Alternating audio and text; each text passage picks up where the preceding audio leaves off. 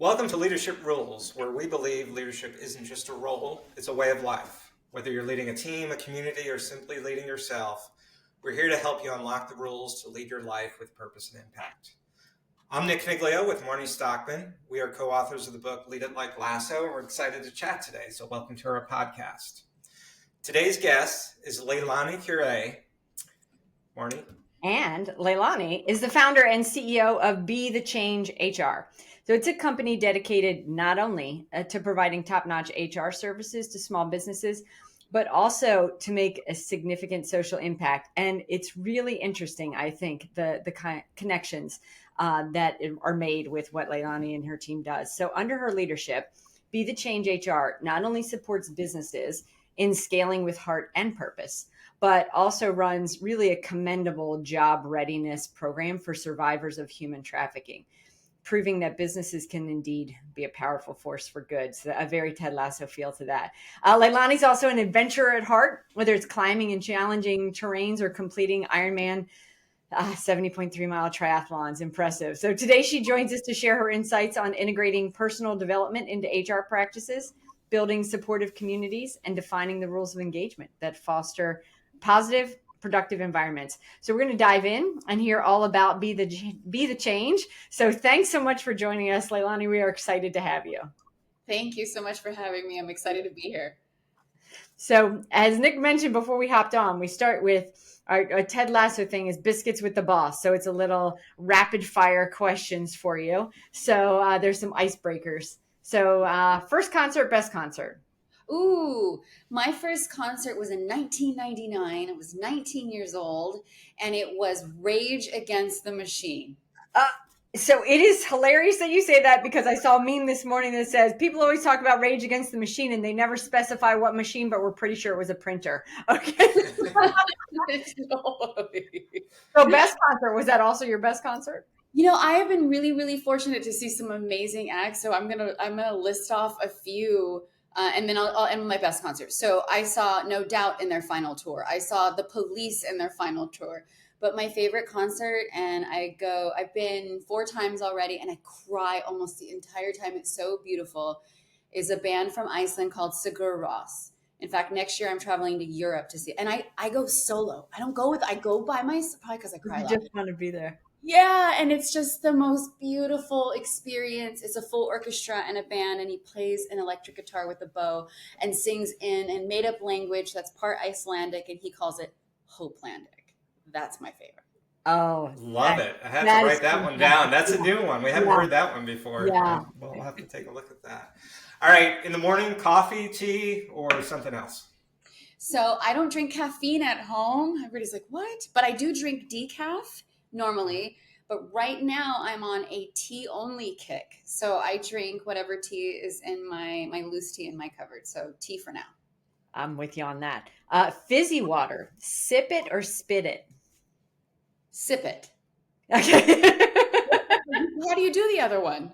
So in Ted Lasso, he is used to American flat water, and he goes to Europe and they give him fizzy water and he doesn't expect it. So he's constantly spitting it because it's not what he expects it to be. Yeah, I drink it. Dog, cat, or no pets at all? Oh my God, I'm so allergic to both that I love to admire them from afar. But if you made me pick, it would be dog. Perfect. And then this kind of leads into where we're heading. Leadership, nature or nurture? Ooh, I think this is such an HR answer. I think a little bit of both. We're raised in a certain way, right? That shapes who we are. And then we learn, okay, well, where are the spots where we need to improve, and then work on that. So a little bit of both. Perfect.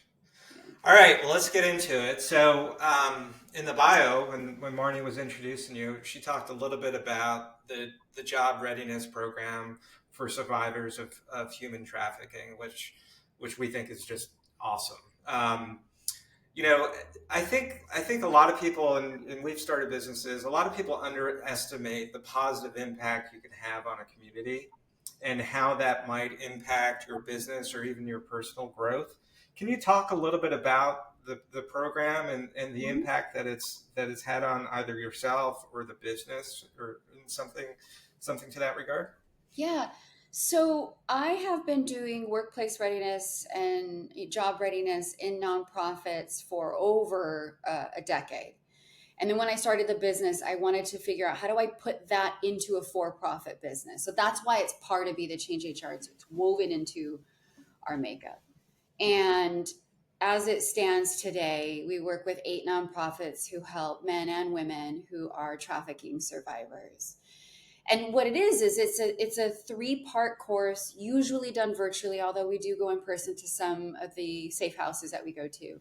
And it's 101 skills, like basic skills on how to write a resume, how to interview, and how to search for a job to meet them where they're at. On top of that, it integrates in things that are specific to that community and things that they need to know in order to encourage them within that. And what I mean by that is we talk about things like gaps of employment. So there's gaps of employment different than taking a gap year or something like that. It could be because someone was being trafficked, or it could be because of being homeless. And so we walk them through that, or things like a criminal record, and walking them through, what are some remedies to that? Can the record get expunged? Who to work with? And then what to do if it's on your record, and how to respond to a question if the background check comes up. And then what rights you have if someone does deny you employment because you have a criminal record, because you just can't say, oh, you have a record, you can't have the job. There's rules behind that. So there's pieces in there to support the individual, not just from like, here's a beautiful resume that we're going to help you write, but also really what I say the course does is it builds confidence for someone who might feel like internally they don't deserve healthy, gainful employment, to where they can get to a place where they feel like, oh, I can do this, and I can get a great job, and I can start, getting back on my feet. So that's what the program does, both, with front facing and then like from the heart. And then my whole team teaches classes around the United States with different nonprofits. And so when you see on the website, 1% of our revenue is contributing to that, that's the cost for the team, right? They're not volunteering. It's part of their job, because who better to teach how to find a job than an HR professional? So for my team, I don't have to teach them that piece. They know like the ins and outs of interview questions and whatnot.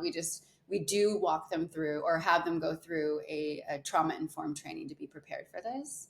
And then the impact that it makes, I keep in contact with a couple of the survivors that we've worked with, I think starting 4 years ago. And there's one woman who's trafficked for 17 years. And fast forward to today, she's maxing out her 401k. She's had some work done that are markers of being someone who's been trafficked, removing tattoos, fixing teeth. And she's doing amazing. We also keep account. So this year we have helped 112 survivors so far. So it's impact into the community around us. Of course, my team and doing a great thing, us as a for-profit business, and then the individual moving forward in their life in a positive manner. That's fantastic. And what a sense of purpose, right? Not just for you, but your entire team. We talk a lot about, a job just being a job, and how demoralizing that can be sometimes, right? And a lot of times having some level of purpose is the motivation that you need to come in every day and do the job part of the work. But I'm amazed and impressed. I think what an awesome offering that you have in that regard. So congratulations. Yeah, I got goosebumps, and it's warm here. So that is impressive. And my next question, you covered a bit of it, because I think a lot of it relates to everyone. There's just a whole layer of trauma, and like the building confidence piece, I think is true for everyone, but certainly extra for folks who've been trafficked. But what are some of the most important skills someone should focus on in regards to job readiness in general? In like any job seeker out there. Yeah. I mean, there's the basics, right? Have a good resume, spell the things right. I don't know how many times I've read this phrase costumer service. It's like, spell check only takes you so far. Wow. Yeah. And I think, aesthetics are important too in a resume, the blocking, the color, like all of that. I think it's find someone who can need to design it for you on Fiverr, and that's important. And then, of course, how you go about the job search. There's search engines out there that can be really helpful, but taking those extra steps as someone who's a job seeker, besides having all the basic tools, there's always things you can do to go above and beyond to put yourself in front, whether it's contacting the hiring manager on LinkedIn, seeing what similarities you have, delivering a portfolio of your work. And you don't need to be someone who would generally have a portfolio, like let's say someone who does the digital design. You could be an admin person who can show, this is how I color coordinate my closet. I am very organized. It doesn't have to be, something business-wise. So I think finding ways to really go above and beyond to stand out in some way, everyone should do. That is, you're singing our tune right there. Exactly. I mean, we often talk about, that is the single most important thing that you can do is figure out ways to stand out. You touched on a lot of the areas that we touch on. So we're big fans of that response. So thank you. Switching gears a little bit, Be the Change HR, a business that you lead, and then you also work with, a lot of small to medium-sized businesses to help them with their HR services. We often talk about this notion within a small to medium-sized business of accidental leaders, right? Where the business may not have the funds to go bring in that proven leader, and a lot of times what ends up happening is somebody demonstrates really strong functional expertise and they're next in line. Hey, we're going to promote them to a leadership position. And that's how my career started. I was an accidental leader and I was overwhelmed. I defaulted to the manager, the command and control. I'm curious, from your perspective, is there any from your perspective and experience, is there any guidance or tips that you can help with small businesses in terms of preparing people that fall into that role accidentally, they're promoted to a leader, on how to help them be successful? Yeah, first and foremost, you need to know someone's capability, right? And there are all kinds of ways of assessing what someone's capable of. I mean, you even have one in your book, right? So what kind of leader are you? To know, okay, maybe you're not a leader yet, but what kind of leader would you be in that position? And to figure out, like, okay, what is this person really good at, and what aren't they good at? And if possible, make this evaluation before you put them in that seat, because you want them to be successful, right? Yeah. And then after that, my business is a small business. I wish we had a huge budget and I could get everyone a performance coach. And that is how everyone you have your 10K coach a month, and this is how we're going to grow. And we have every, resource and tool and assessment we pay for, but we don't have that. And one way that I have helped upskill the team and myself is put us into book clubs. And we've read, me and my executive team have read it, Lead It Like Lasso together. I have an entire, this is what we're currently on right now. I have an entire stack of books here that we work through, and it one chapter a week, and we discuss it and we make action items for ourselves, and then come back and see, did we do these things? Whether it's being an active listener, making sure you listen to the employee before you respond, like very small things, we can upskill that way. And it only costs the cost of getting your team a book. So I think that could be something for new leaders or companies on a budget, read Lead It Like Lasso, read those great books that have to do with, because everybody has book suggestions. Everybody has suggestions. And if you do that with your team, you could tackle, a handful of books in a year and all upskill yourselves. So we met online from LinkedIn when you posted our book in, as a post of the books that you had been reading. And in our thread of conversation, we talked about the taking action piece, and that what we both liked was when you don't so many people just plow through books, right? It's almost analysis paralysis. They're using the book to delay actually doing the work. So they just read a lot of books. But what you just said is a chapter a week and take action, and then go back and see if you've done the work. And I think that's really important for people to hear, that is the case where slow is fast, right? Like you'll get further by going slower and not just reading for the sake of like validating all these good ideas of what you should do. Like go do the work. So I love that. And along that same line, you mentioned some of the character skills. Like Nick mentioned, a lot of times the small business owners hire that for that functional expertise, right?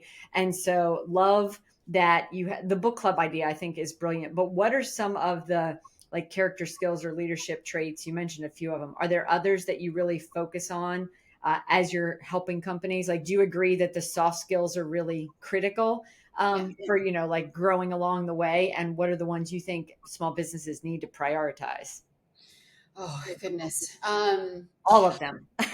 Just one at a time. I mean, the pointed answer is that you need to know where the leader's at, and you need to know where that gap is for them, and then work on that. And usually it's a soft skill, and usually it's none of us are perfect, and again, we were all raised a certain way, and we bring along the good and the bad and the ugly from that, unfortunately. And I make a joke all the time.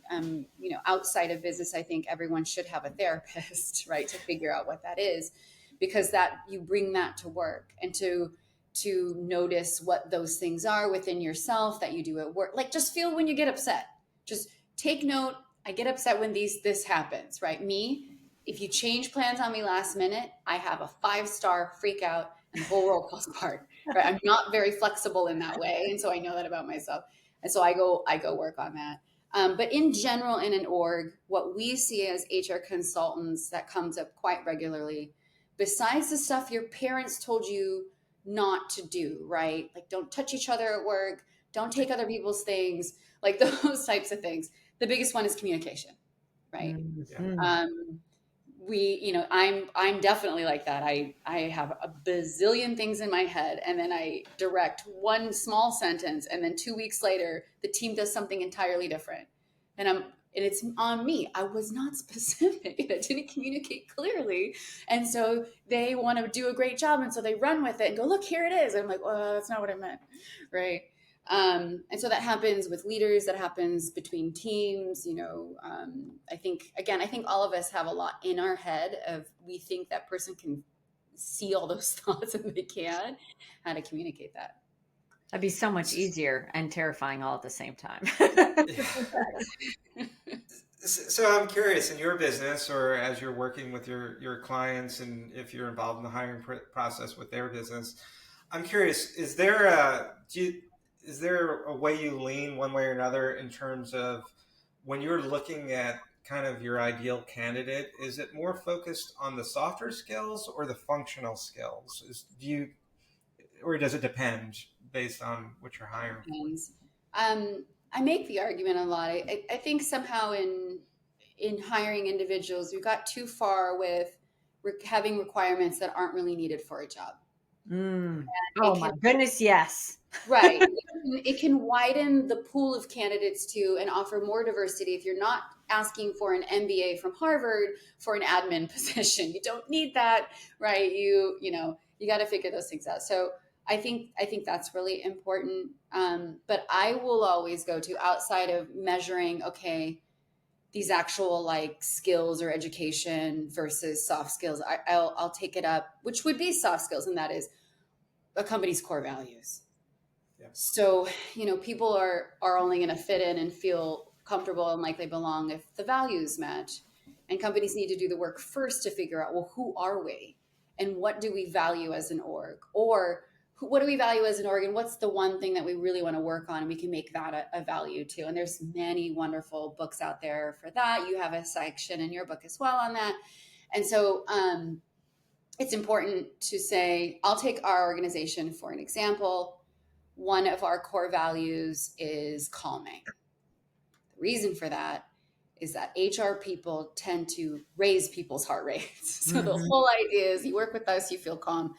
And we ask questions when we recruit on that. When you get stressed out, what are your methods to calm yourself down? And so we can hear, what they practice already and for themselves, which of course is gonna the clients are going to see that, the employees here and working together will see that. And so I would say core values is very important to assess someone on, to see if they're going to be a good fit for that org in general. And I'm wondering, as folks are listening to this, that like they did not see that coming. Step one in writing, in hiring someone is to know yourself and know your company. They were probably thinking, well, I'll write a job description. You really can't write that job description well to attract the right person if you don't know yourself and your company. So I think that's absolutely mission critical. I like the answer.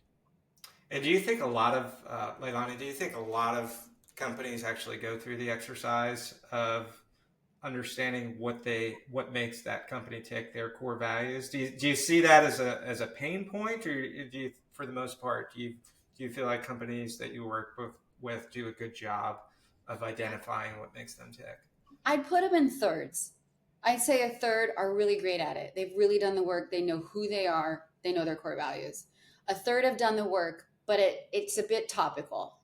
Yeah. Things like, and I'm not saying this isn't a core value, because it definitely can be, but if it's like integrity, excellence, right? It's like, something that's on a gold star in the office. It's like, is that really true about you?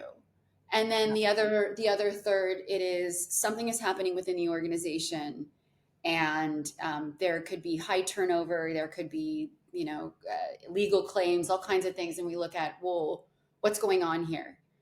Part of that will be leadership, but also it'll be, well, who are we? And why is this happening? If everyone's leaving, what is it? Is it the leadership? Probably actually a lot, but also, do we know who we're hiring and bringing in the front door? Because if they're leaving, they're there less than a year, less than 2 years, it's a leadership and a value issue that they need to pay attention to.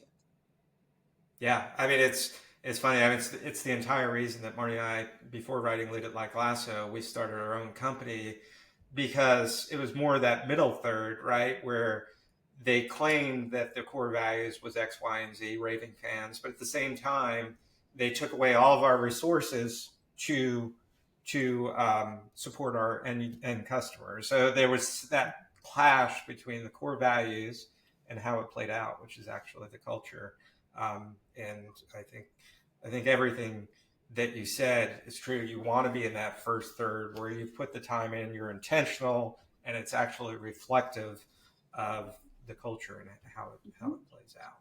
I think that's a big deal.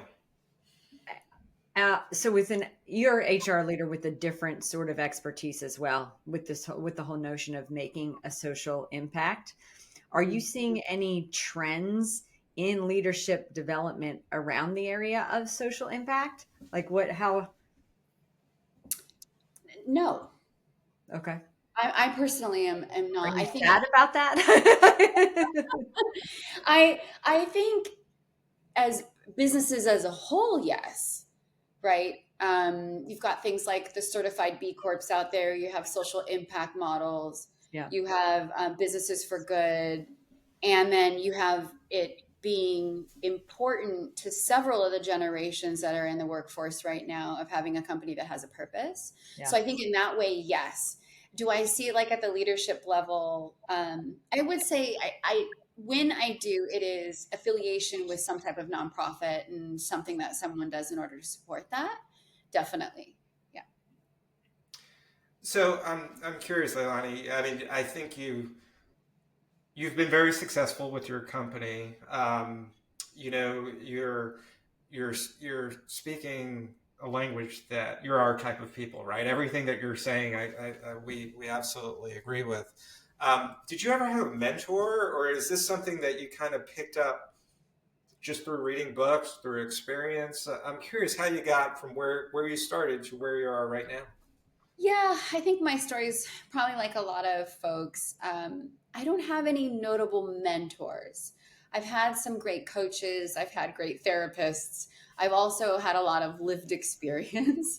And, besides rough and tumble everyday life in my 20s, there was also the experience of having really bad leaders. Yeah. And when you're in an org where that's existing, you learn the other side of like, okay, let's not do that, right? Let's not be that way and learn from that. So I think just lived experience in general is where I've gotten a lot of it. I'm also, like many of us leaders out there, an extreme overachiever. I mean, Marnie, you talked about it at the beginning. I ice climb, I do Ironman half distances for fun. Yeah. That right Right. there is mind blowing. So if I see something in myself that I want to improve upon, I really do put in the work, whether it is a book or it is noticing or employing whatever modality would work for that, I work on it. So, do you see, because we certainly see folks who get stuck and don't do the work, do you see any patterns in the difference between someone that does the work versus, like, how do you get the person over the hump when they haven't done the work and now like they actually get to the point where they take action to do the work? Yeah, you can lead a horse to water, right? Yes, exactly. Yeah. Uh, it takes, I think, it takes an outside instance or something that's happening that creates so much aggravation that the change has to happen. But I Hmm. think that's life in general, right?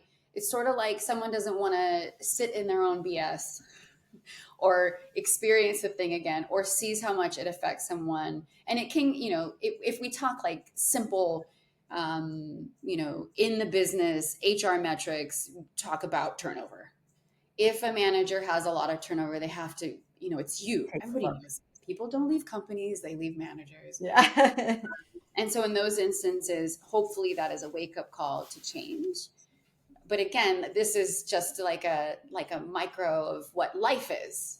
That this is everywhere. It's like you can make a decision, to no longer have that aggravation, that trigger by making a change fundamentally in how you react to the world and who you are in some instances. It's you mentioned that working for bad leaders is sometimes that trigger that'll get you to do something differently. Nick and I talk about counterexamples are great learning mechanisms, and terrible leaders make it super obvious. It's always easy to talk about the happy path, the easy thing, the right way to be a leader, but again, you don't always necessarily take those steps. But when you see the opposite of what you want, you're like, oh, yep, okay, thank you. Example, what not to do. That right there. That's sometimes that gets you to start a whole company. Yes, yes. Same. Same. Yes. Same. All raise hands. So, so the name of this podcast is Leadership Rules, right? If there was, one leadership rule that you said, okay, this is at the very top. This is what I live by. This is what guides me every day. And you may not have one, but we're always looking for one. Mhm. What is it? What is the LeiLani rule that says, okay, this is what's most important for me and for me to be sane and successful at the same time? I'm going to give two. One I've already Okay. talked about. One is work on yourself. Get that therapist, get a coach. If you can't get a coach, read great books and take action on them in order to, as a leader, make yourself a better human. Right? Love it. That's really important. And my second leadership rule is in business, put your people first. It almost can, especially when you're running a business, it might be your money. It might be your money and it's your baby. And, we run our numbers all the time and the P&L and how much money we're spending and the budgets and whatnot. And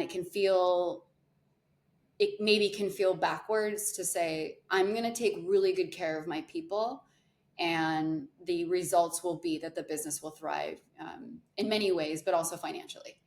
And I think it's important to do that because when you take care of your people, the business does thrive. But it's difficult to do that, and I mean that in ways that do cost money, whether it's supporting your staff, making sure they have learning opportunities, providing proper benefits, having things as a team to do together. All these things cost money. You can work budgets in some of those ways, like I talked about books versus hiring a coach.